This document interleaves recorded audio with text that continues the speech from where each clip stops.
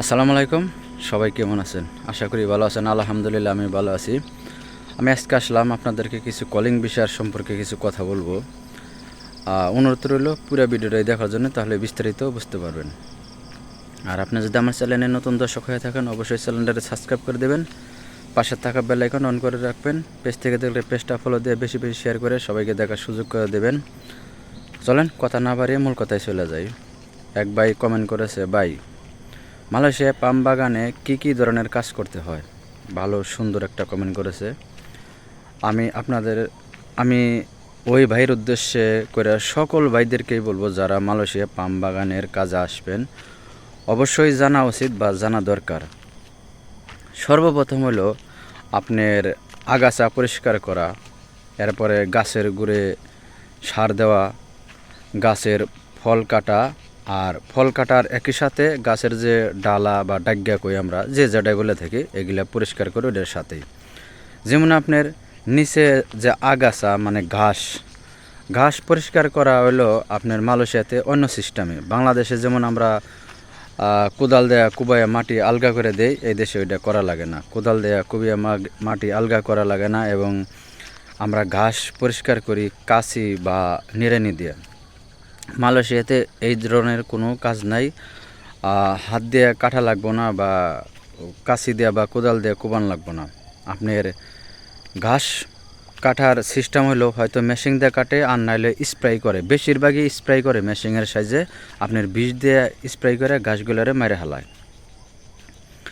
আর গাছের গুঁড়ে সার দেয় আপনার একটা বাটির মধ্যে বা বড় ছোট একটা বল পরিমাণ 1 কেজি পরিমাণের সার ওটার মধ্যে ধরে ওই রকম বাটি নিয়ে চারদিক দিয়ে ছিটিয়ে দিয়ে দেয় গাছের গুঁড়ে। ওকে, কোনো পানি দেওয়া লাগে না, কিছুই না। এরপরে হলো গাছের ডাগ্গা কাটা। ওই ফল কাটার সময়ই একই সাথে আপনার ডাগ্গাটাও পরিষ্কার করে দেয়। 1 পিস বা 2 পিস বা 3 পিস যে কয় পিস ডাগ্গা কাটা লাগে আর কি, যে পরিমাণে। এরপরে হলো আপনার এই ধরনের কাজ। আর ফল কাটার পরে আপনার গাড়িতে তুলে দেওয়া লাগে নিজেদেরকে, বা দেখা গেছে অন্য কোনো কাজের লোক আলাদা থাকলে পারে তাদের দিয়েও আপনার ফল লোড করায় গাড়িতে, বা যদি কন্ট্রাক্টে কাজ করে তাহলে নিজেরাই বেশিরভাগই করে আর কি, কাটার পরে গাড়িতে লোড করে দেয়। ওকে, আমার পাম বাগানের ভিডিও দেওয়া আছে, কিভাবে কাজ করবা লাগছে এই বিষয়ে দেওয়া আছে, বা ভিডিও সরাসরি আছে। আপনারা আমার পেজটা বা আমার চ্যানেলের ঘুরে আসে দেখতে পারেন ভিডিওটা। আপনার প্র্যাকটিক্যালে দেখানো আছে ভিডিওতে, কিভাবে কাজ করবার আছে, কিভাবে কাজ করে মানুষ, সব কিছু আছে। এরপর হলো আরেক ভাই বলছে, ভাই নার্সারির কাজে আসলে কি ভালো হইব? অবশ্যই ভালো হইব। আপনার মানুষে বলছে ইচ্ছা থাকলে উপায় হয়। আপনি যদি সাহস করেন বলে ভাই আমি করতে পারবো, ইনশাল্লাহ আসেন। ভালো, আপনার কৃষিকাজের কোনো সময় কমতে হয় না, বা কোনো সময় আপনার নার্সারিতে সুযোগ সুবিধা ভালো আছে, সব দিক দিয়ে ভালো আছে, ওভার টাইম আছে, তারপরে কন্ট্রাক্টও কাজ। যেমন আপনার 8টা থেকে ডিউটি হলে 5টা তৈরি বেসিক চলে, আর বেসিকের পরে আপনার কন্ট্রাক্টে কাজ করা। আপনি দেখা গেছে পলিথিনের মধ্যে মাটি ভরে একটা, কোনোটা 20 পয়সা, 30 পয়সা, 50 পয়সা, ব্যাগ যদি বড় হয় 50 পয়সা। গাছের গোড়ের মাটি চেঞ্জ করতে 2 টাকা 3 টাকা এরকম আর কি সিস্টেম আছে। তো ওগুলো আপনারা না দেখলে বুঝতে পারবেন না, বা আসার পরে এসে না সবই বুঝতে পারবেন আর কি।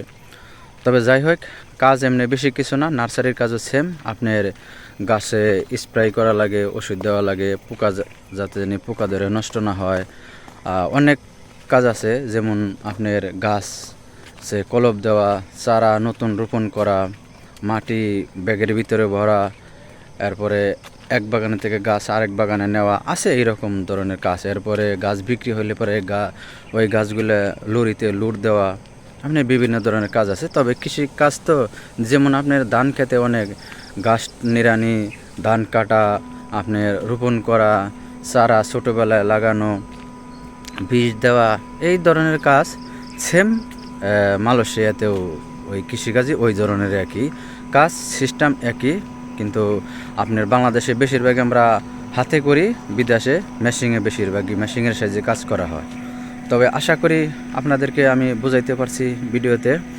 এরপরও যদি না বুঝে থাকেন অবশ্যই আমার কমেন্ট করবেন, আমি কমেন্টের উত্তর দেওয়ার চেষ্টা করব। আপনার মতামত অবশ্যই জানাবেন। সবাই ভালো থাকবেন, সুস্থ থাকবেন। দেখা হবে অন্য কোনো নতুন ভিডিওতে। আল্লাহ হাফেজ।